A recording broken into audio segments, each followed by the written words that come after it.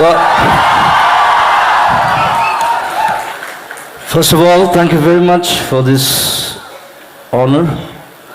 Thank you, USTM, Mr. Hawk, and all our special guests present here.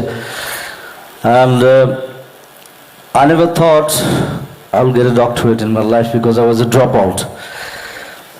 From BSc, Bibura College, I was studying there. I didn't complete because my ambition was different, my dream was different. So I left my college.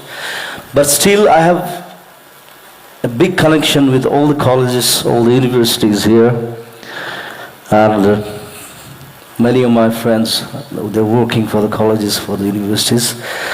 And anyway, it's good to have a doctorate degree without having a graduation. And Lou's also like that. He just told me that he even didn't go to college also. At least I went to college to see what is, but he left in, I think, 10th, right?